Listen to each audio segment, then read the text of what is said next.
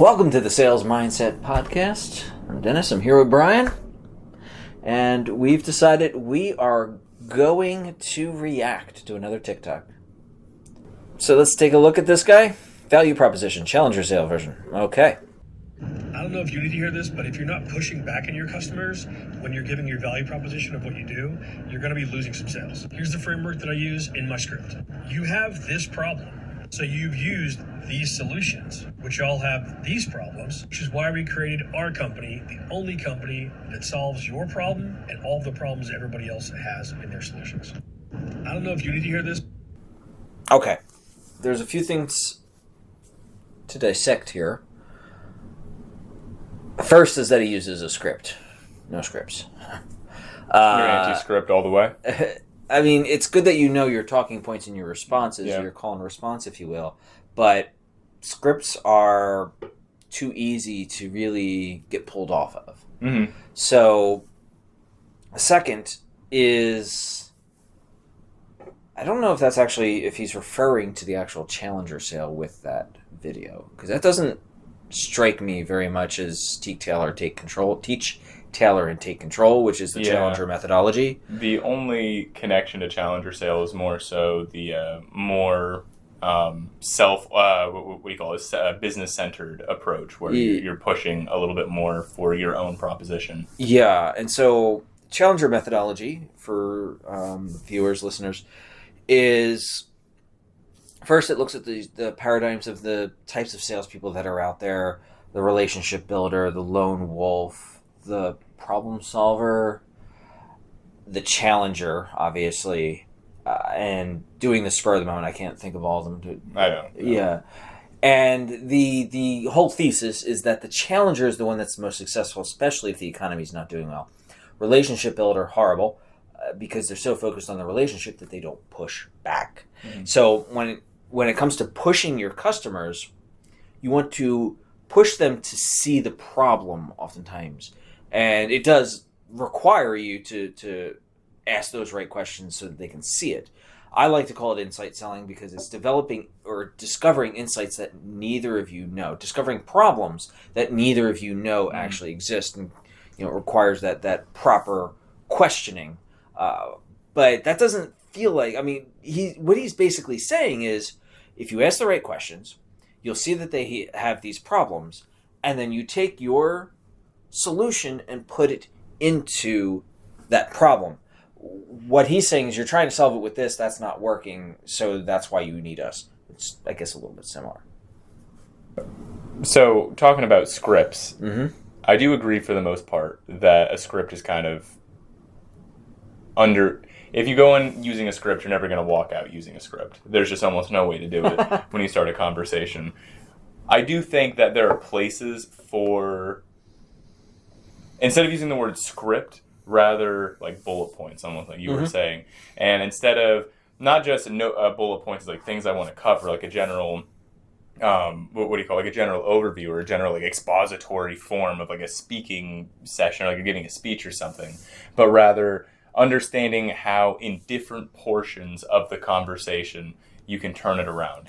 And there's the telemarketer version of that, which is, if they say this, or if they say this, say this. Mm-hmm. But there's also the relationship-oriented selling approach, where you're going to start the conversation and you know how you want to start it, you know who you're looking for. And that's where you do have a bit of a script. Like, you call let's say, for me, when I was selling advertising, I was trying to get a hold of the owner, and sometimes the only way to get there, especially when I deal with a smaller business, is to call the store. Mm-hmm. So I'm calling the store. I'm like, hi, Carly, whoever answers the phone. Like, hi, Carly, this is Brian from Sparkit. I'm trying to get a hold of Brenda. Do you know if she's in the store right now? And just try to make it very casual while still professional. My biggest thing was going in a little bit more casual to kind of lower the arms a little bit when you're coming in. You don't want to sound like a telemarketer right out of the gate. But once you get past that mark, the script's gone. There's no value to having a script, because Brenda could be pissed off. Like, you have no idea what she's going to say. And then you get to, you're actually in a call. And you have the type of objections that you feel are going to come out of this because you've dealt with this industry before, or a business of this size. You've seen, like, people might ask this, that, or this. So be ready to take care of those appropriately and respectfully, as opposed to expecting it and interrupting and pushing for your own agenda and whatnot, but rather knowing, okay, yeah, I've heard this, or maybe not saying it out loud, but knowing in my life, I've heard this objection many a time, so I'm going to build a way of responding to that is most appropriate. And you use it almost like a script, but maybe not word for word, just conceptually where you want to go, like a framework. So there's a few bullet points that I have in my head on this one. Everything you said, legit. To follow it up, who wants to be spoken to? Mm-hmm. No one wants to be spoken to. Yeah. People want to have a conversation. That was the first bullet point. Second bullet point is that people don't want to feel like they're in some sort of machine. Mm-hmm. So we use these rubrics for our role-play competitions in the college level. And what has been starting to happen is that people are complaining that they hire people who have this machine-like approach to things, which is the same thing as a script. It doesn't sell. So, and the final piece is that if you know your product, you won't need a script. Mm-hmm. You should just be able to speak to it because you're an expert in your product, which hopefully your company is giving you the right type of training, or at least gives you a sheet with the information so that when you're speaking to something, instead of rattling off a script that might be very irrelevant, you're able to pivot to whatever is relevant to that particular customer. There is a place for scripts, but not with high-level sales. Yeah. I had a script for when I did Clean Water Action way back, 20 years ago now. And I still know the script. It's a 20-year-old script, and I still could rattle it off to this day. And the benefit is that there's a high turnover, just because of the type of people that they were pulling in. Not that Clean Water Action was a bad organization. It's that they were hiring college students who needed a quick buck. Yeah. I was using it at the time to fund my organization. It's actually part of how I learned how to sell, part of how I gained the confidence to do the ask. So in that vein, I think the script is very useful for that door-to-door approach. But if you're having high-level business conversations, that script is going to probably be the death of you. Yeah. So to kind of cover the back half of what he was saying, there's a lot of legitimacy to that as far as like the value proposition and lining it up. It's more so taking the concept of the value proposition and breaking it down as to what a value proposition should look like. Because I think that sometimes that can be glossed over, where this is what you're offering to a company. These are the problems that you're trying to solve. But instead of viewing it as just a one-dimensional thing, there are a couple of elements that come to it, like he brings up. Like you want it to be unique and attractive, and have a reason for them to select it above substitutions or other not as effective solutions. Yeah. Let's find something else to look at. Yeah, let's do that. Okay, so this next video, it looks like they're talking about email phrases. Well, that's exactly what the title on the thumbnail says. Email phrases to use less. Let's see what she has to say about this, and let's see why, or talk about why she might be right or wrong.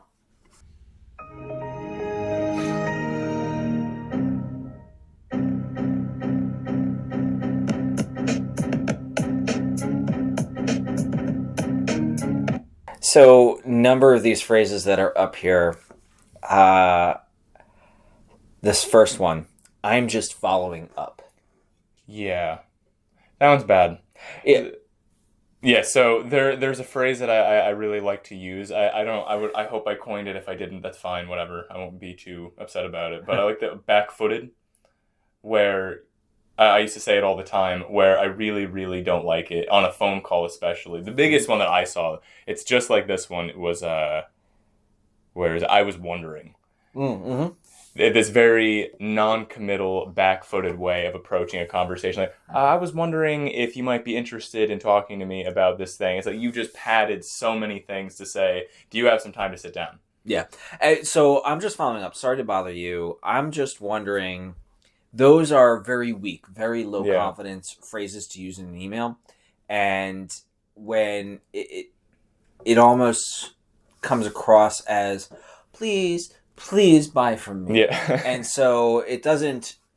It comes off as too thirsty, too hungry. Yeah. To do that. It also exchanges the power from neutrality. Well, they already have a little bit more power because they can just not respond to your email, or they can not open your email, and you're shifting the power balance all the way into their hands, which is not what you want. You want to give them a reason to respond to you and kind of restore that to where you're having an even communication. Absolutely. So towards the bottom, I'm seeing "do me a favor." Yeah, no, I'm not going to do you a favor.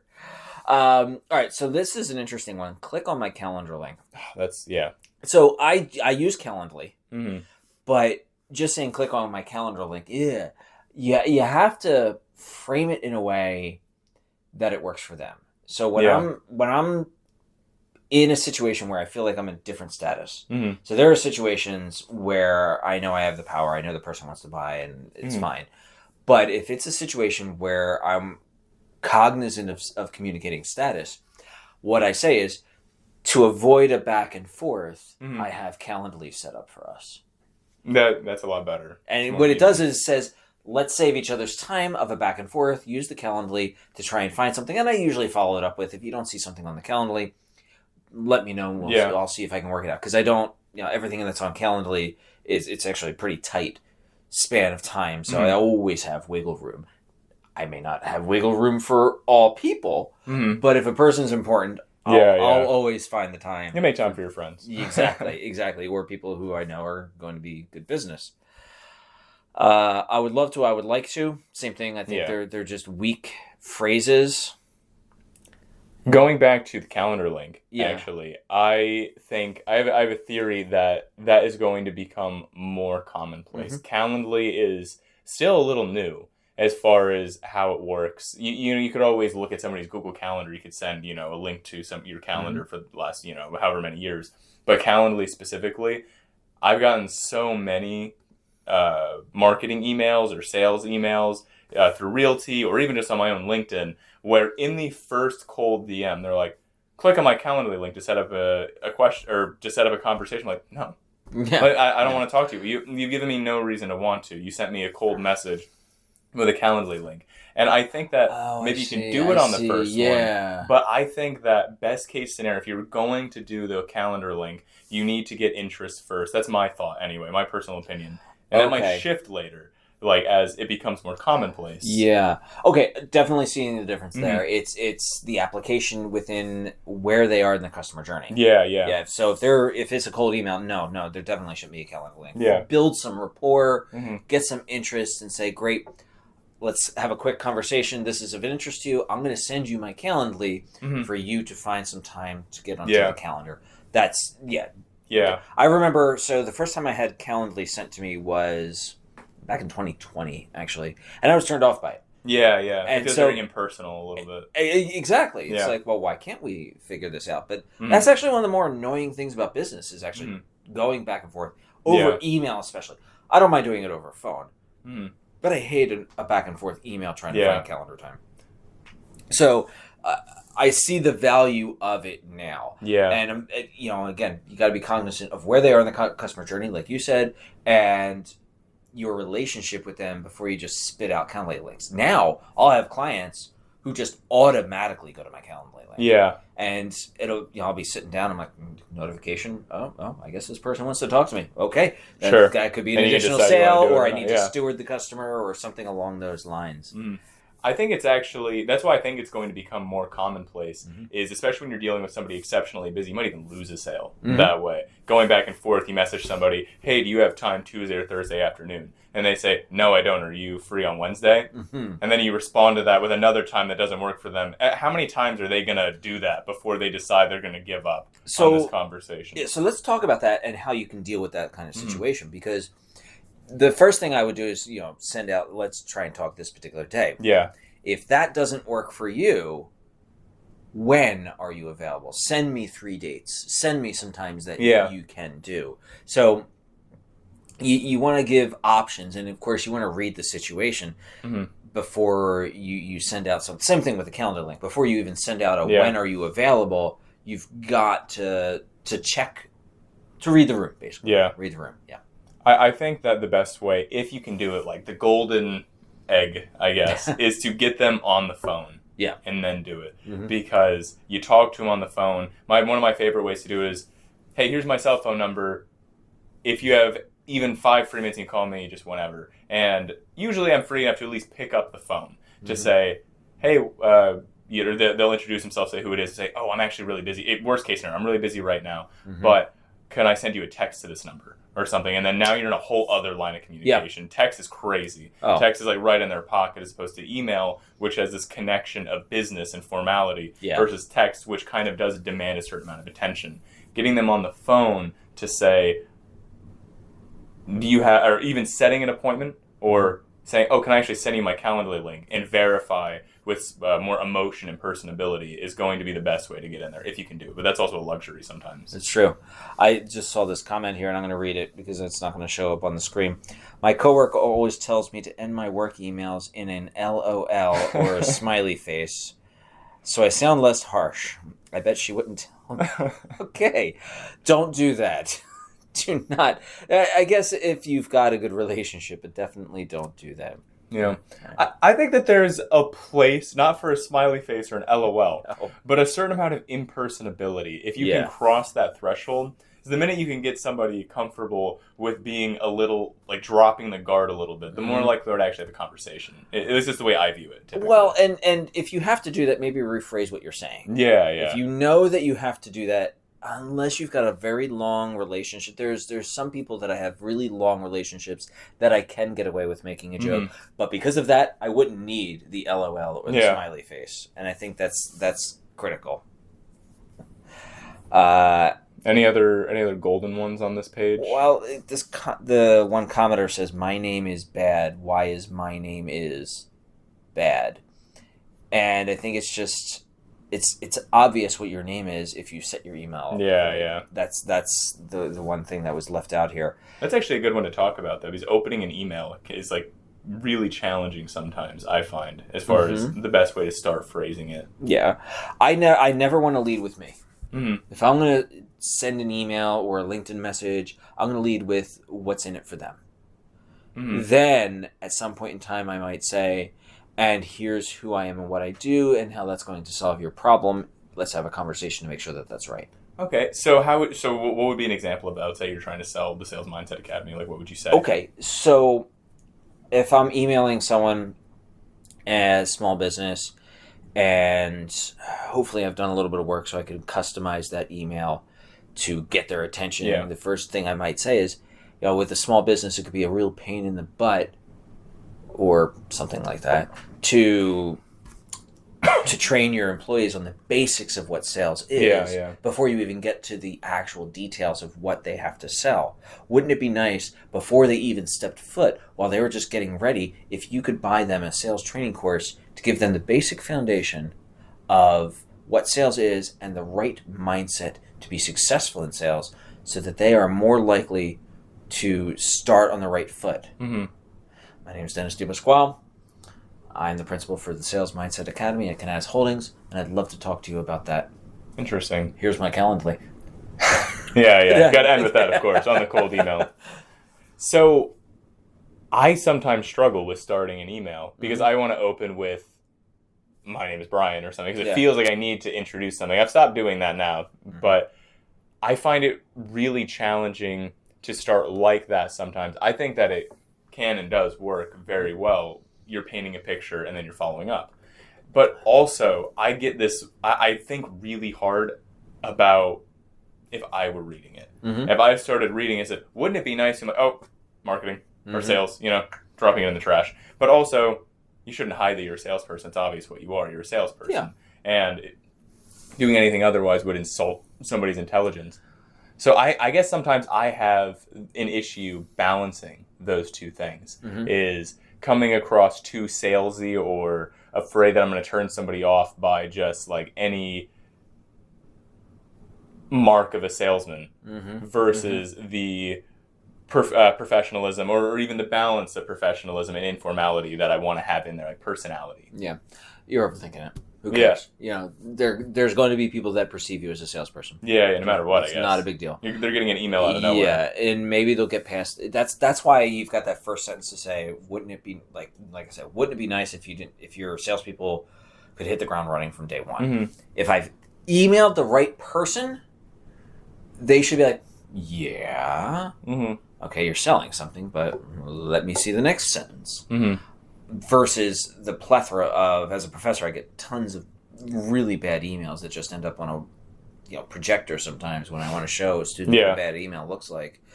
Where it's, here's who I am, here's what I... No, make it about them. Start off with it. And then my name is wouldn't be that big of a deal. Or I'm, or whatever, if you even need to do that. I represent the Sales Mindset Academy. That's all they care. That's already stronger. You're going to have your name and your signature. It's going to show up in the to section. Again, if you've set your system. I did get an email from intern once. Yeah. And I thought it was junk mail, but it was actually about a panel that I was speaking at. But that's, it's because, that will catch people's attention in a positive or negative way. All right, let's react to one more. Yeah, sure. All right. All right, Brian, you ready? Yeah, I'm ready for this one. All right. This one's going to be something. We've got a cliche. I know we just mentioned this in another podcast, but let's go with it. Here's this pen. Try to sell it to me. How would you sell this pen to me? Okay, well, it's a Santa Monica Place pen. It's a ballpoint pen. It's a black pen. In order to use this pen, you need to write something down. Can you do me a favor? Could you write your name down for me and your phone number? I'll pause it right there.